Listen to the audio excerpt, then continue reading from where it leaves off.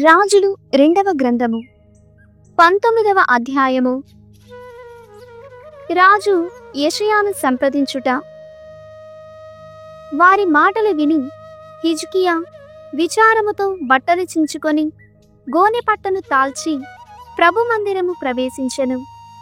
అతడు ప్రాసాద రక్షకుడు ఎల్యాకీమును, రాజలేఖకుడు షెబ్నాను, వృద్ధులైన యాజకులను ఆమోసు కుమారుడు యెషయా ప్రవక్త వద్దకు పంపెను. వారందరూ గోనెలను తాల్చియే వెళ్ళిరి.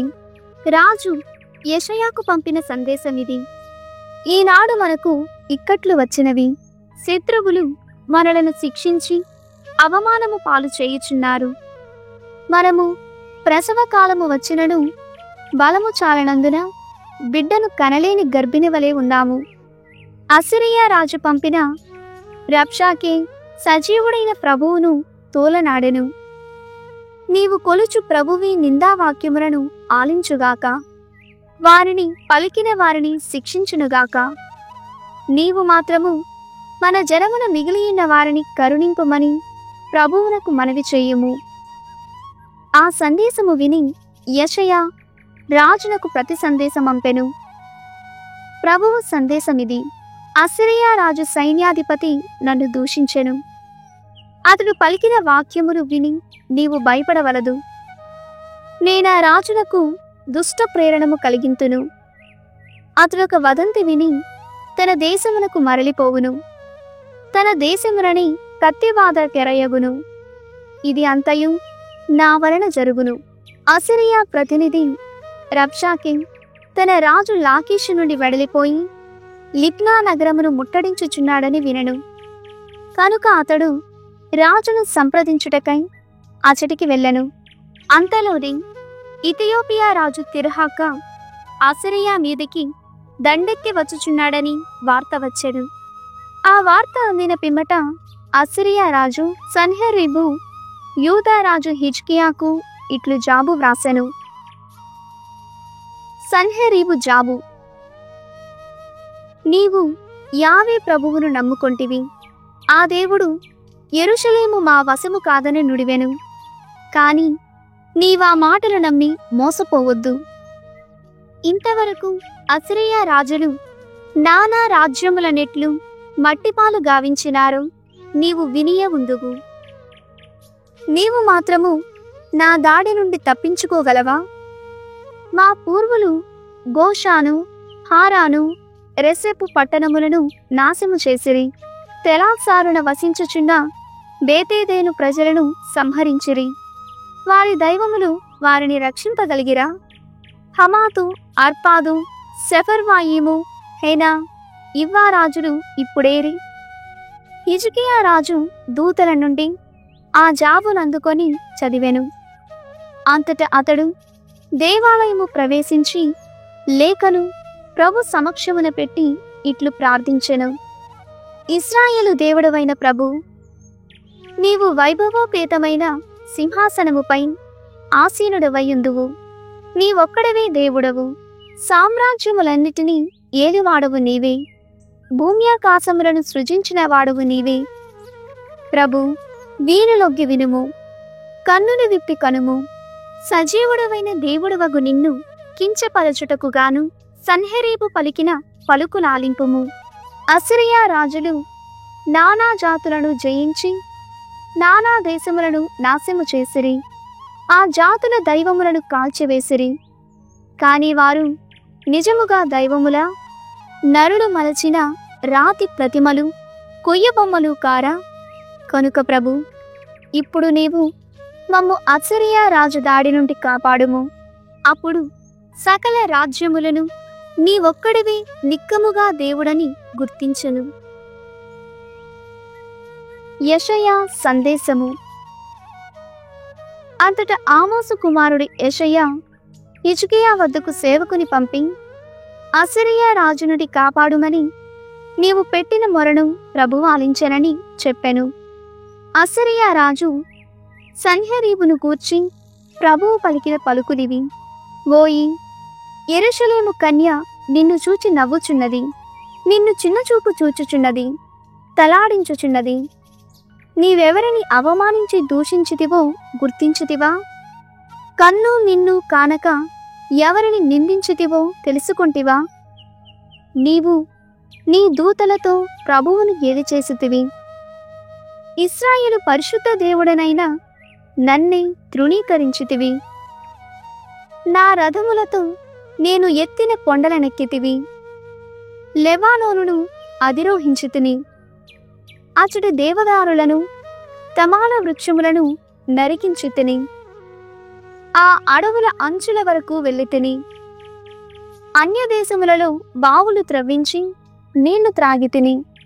నా సైన్యముల పాద త్రొక్కుడుల వలన ఐగుప్తు నదులు ఎండిపోయినవని నీవు నా ఎదుట ప్రగల్భములాడితివి. కాని ఈ విజయములన్నిటినీ నేను పూర్వమే నిర్ణయించితిని.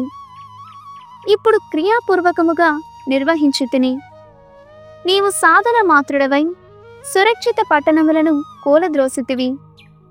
ఆ పట్టణములందలి జనులు భయపడి నిశ్చేష్టులైరి. వారు తూర్పుగాలికి సోలిపోవు పొలములోని పైరువలై, వీళ్లలోను మిద్దెల మీద నెదుగు గడ్డివలై గడగడలాడిరి. నిన్ను గూర్చి నాకు బాగుగా తెలియను. నీ రాకపోకలు, నీ చేతలు నేనెరుగుదును. నీవు నా మీద మండుపడుటయు నేను గుర్తించితిని. నేను నీ అహంకారమును గూర్చి వింటిని. నేను నీకు ముక్కుత్రాడు వేయింతును, నీ నోటికి కళ్ళెము వేయింతును. నీవు వచ్చిన త్రోవను బట్టి వెడలిపోయెదవు. హిజ్కియాకు గుర్తు. హిజ్కియా రాజా, నీవు ఈ గుర్తును గమనింపుము.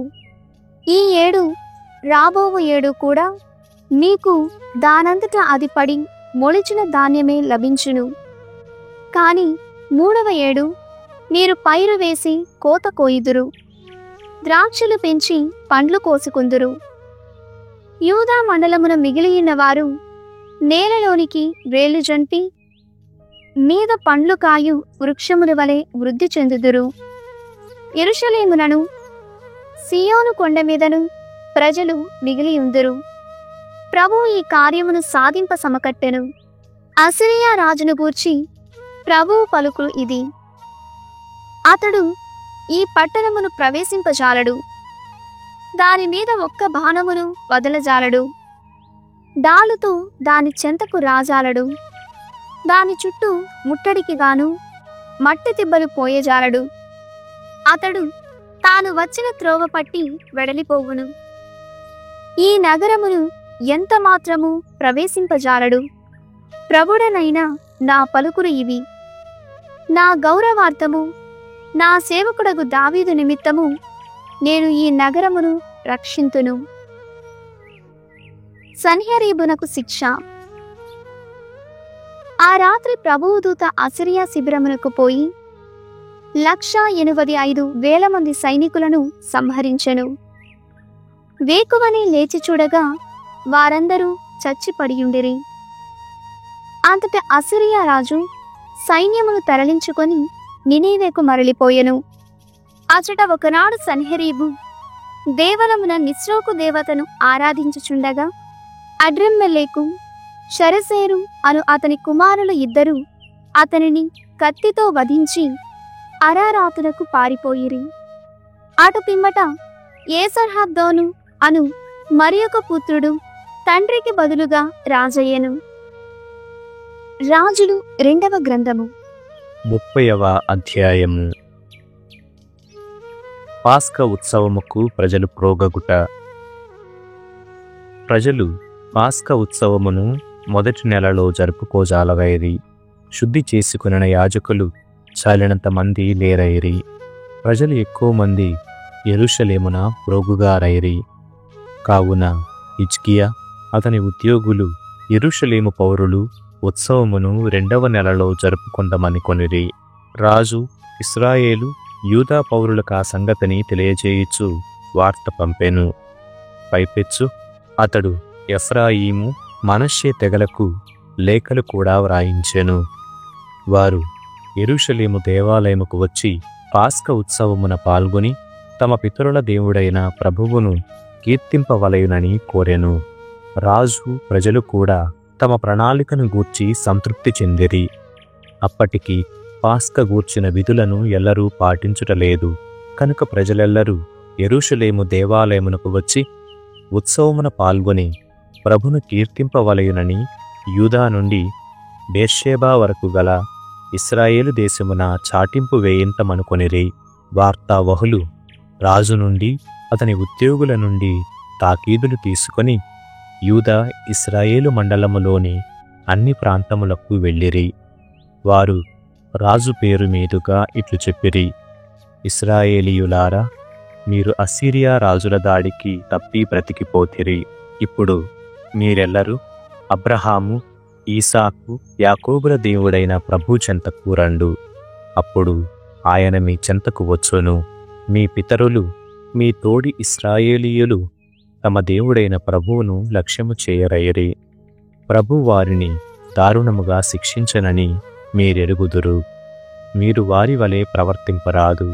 వారి వలె మీరు గుండె రాయి చేసుకొనకుడు. ప్రభువుకు విధేయులు కండు. మీరెల్లరూ ప్రభు శాశ్వతముగా పవిత్రము కావించిన యెరూషలేము దేవాలయముకు వచ్చి అతనిని పూజింపుడు. అప్పుడతడు మీ మీది ప్రచండ కోపమును ఉపసంహరించుకొనును. మీరు ప్రభు చెంతకు ఒత్తురేని మీ తోడి ఇశ్రాయేలీయులను బందీలుగా కొనిపోయిన పాలకులు వారి మీద జాలికొని వారిని స్వదేశముకు పంపుదురు. మీ దేవుడైన ప్రభువు దయాసముద్రుడు. మీరు అతని చెంతకు ఒత్తురేని అతడు మిమ్ము అంగీకరించి తీరును. వార్తావహులు ఎఫ్రాయిము, మనష్షే, సెబూలూను మండలములోని ప్రతి నగరమునకు వెళ్ళిరి. ప్రజలు వారిని చూచి నవ్విరి, వారిని గేలి చేసిరి. అయినను ఆషేరు, మనష్షే, సెబూలూను తెగల నుండి కొందరు మాత్రము వినయముతో యెరూషలేముకు వచ్చుటకు అంగీకరించిరి. ప్రభువు యూదీయుల హృదయములను కూడా ఐక్యము చేసి వారు రాజాజ్ఞలను అతని ఉద్యోగుల ఆదేశములను పాటించునట్లు చేసెను. పొంగని రొట్టెల పండుగను చేసుకున్నటకు గాను 2వ నెలలో చాలామంది ప్రజలు యెరూషలేమున ప్రోగైరి. వారు బలులర్పించుటకు, సాంబ్రాణి పొగ వేయుటకు పూర్వము యెరూషలేమున నిర్మింపబడిన పీఠములన్నింటినీ తొలగించి కేద్రోను లోయలో పడవేసిరి. పాస్కా పొంగని రొట్టెల పండుగలు. 2వ నెల 14వ దినమున పాస్కా బలి కొరకు గొర్రె పిల్లలను వధించిరి. అప్పటి వరకు శుద్ధి పొందని యాజకులు, లేవీయులు సిగ్గుపడి శుద్ధి చేసుకొనిరి. కనుక వారు దేవాలయమున దహనబలుడు అర్పించుటకు యోగ్యులైరి. దైవభక్తుడు మోషే ఆదేశించినట్లే వారెల్లరూ దేవాలయమున తమ తమ స్థానములందు నిలిచిరి. లేవీయులు బలిపశువుల రక్తమునందియ్యగా యాజకులు దానిని పీఠముపై చిలుకరించిరి. ప్రజలలో చాలామంది శుద్ధిని పొందలేదు. కనుక వారు పాస్కా గొర్రెపిల్లలను వధింపజాలరైరి. కనుక వారికి బదులుగా లేవీయులే వానిని వధించి ప్రభువుకు అర్పించిరి. పైపెచ్చు ఎఫ్రాయిము, మనష్షే, ఇస్సాకారు, సెబూలూను తెగల నుండి వచ్చిన వారిలో చాలామంది శుద్ధి చేసుకోలేదు. కనుక వారు నియమములను పాటింపకుండానే పాస్కా విందును భుజించిరి. అందుచేత హిజ్కియా వారి తరపున దేవుని ప్రార్థించెను: మా పితరుల దేవుడైన ప్రభు, నీవు మంచివాడవ గనుక నిన్ను ఆరాధించు వారిని వారు తమ హృదయములను శుద్ధి చేసుకొనకున్నను కరుణింపుము అని మనవి చేసెను. ప్రభువు రాజు మొర ఆలించి ఆ ప్రజలను శిక్షింపడయ్యను. ప్రజలు 7 నాళ్ల పాటు అమితానందముతో యెరూషలేమున పొంగని రొట్టెల పండుగ చేసుకొనిరి. లేవీయులు, యాజకులు తమ శక్తి కొలది ప్రతిదినము దేవుని స్తుతించిరి. లేవీయులు ఆరాధన నిర్వహణలో చూపిన నైపుణ్యమునకు గాను హిజ్కియా వారిని మెచ్చుకొనెను. వారు 7 నాళ్ల పాటు తమ పితరుల దేవుడైన ప్రభువును స్తుతించుచు బలులర్పించిరి, నైవేద్యములను భుజించిరి. అటు పిమ్మట ఎల్లరూ మరి 7 నాళ్లు ఉత్సవము చేసుకొనుటకు అంగీకరించిరి. తాము అంగీకరించినట్లే ఆనందముతో పండుగను కొనసాగించిరి. హిజ్కియా ప్రజలు భుజించుటకు గాను 1000 కోడెలను, 7000 పొట్టేళ్లను, కానుకగా ఇచ్చెను. రాజోద్యోగులు కూడా 1000 కోడెలను 10,000 పొట్టేళ్లనిచ్చిరి. చాలామంది యాజకులు శుద్ధిని పొందిరి. యూదీయులు, యాజకులు, లేవీయులు, ఇశ్రాయేలీయులు, ఇశ్రాయేలు యూదా మండలము నుండి వచ్చిన అన్యజాతి వారెల్లరూ మిగుల సంతసించిరి. యెరూషలేము నగరమున ఆనందము మిన్నుముట్టెను. దావీదు కుమారుడు సొలొమోను ఏలుబడి తరువాత ఆ పట్టణమున ఇట్టి ఉత్సవమెన్నడూ జరగలేదు. కడన యాజకులు, లేవీయులు ప్రజలను దీవించిరి. దేవుడు స్వర్గము నుండి వారి మనవులు ఆలించి వారి ప్రార్థనను అంగీకరించెను.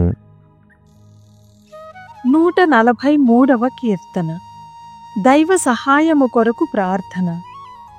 ప్రభు, నా ప్రార్థనను ఆలకింపుము.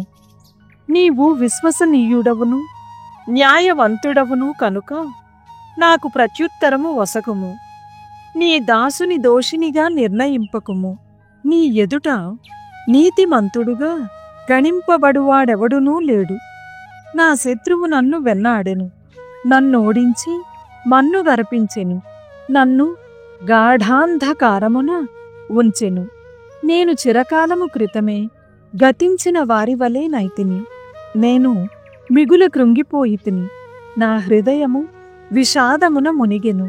నేను పూర్వదినములను జ్ఞప్తికి తెచ్చుకొంటిని. నీ కార్యములెల్లా స్మరించుకొంటిని. నీ చేదములెల్లా ధ్యానించుకొంటిని. చేతులెత్తి నేను నీకు ప్రార్థన చేయుచున్నాను. ఎండిన నేలవలే నీ కొరకు దప్పిగొనుచున్నాను. ప్రభూ, శీఘ్రమే నాకు ప్రత్యుత్తరమిమ్ము. నేను మిగుల అలసియున్నాను. నీవు నాకు కనుమరుగయ్యదవేని నేనును పాతాళము చేరుకొను వారిలో ఒకడనగుదుము. నేను నిన్ను నమ్మితిని గనుక నీవు నాపై కృప చూపితివని వేకువనే విందునుగాక. నేను నీకు ప్రార్థన చేయుచున్నాను. నేను నడువవలసిన మార్గమేదియో తెలియజేయుము. ప్రభూ, నేను నిన్ను శరణు వేడుచున్నాను. శత్రువుల నుండి నన్ను కాపాడుము. నీవు నా దేవుడవు కనుక నీ చిత్తమును పాటించు విధానమును నాకు ఎరిగింపుము. నీ మంచి ఆత్మము నన్ను సరళ మార్గమున నడిపించునుగాక. ప్రభు, నీ నామము నిమిత్తము నన్ను రక్షింపుము. నీవు న్యాయవంతుడవు కనుక బాధల నుండి నన్ను తప్పింపుము. నేను నీ దాసుడను కావున నాపై కృప చూపి నా శత్రువులను మట్టుపెట్టుము. నన్ను పీడించు వారిని తుదముట్టింపుము.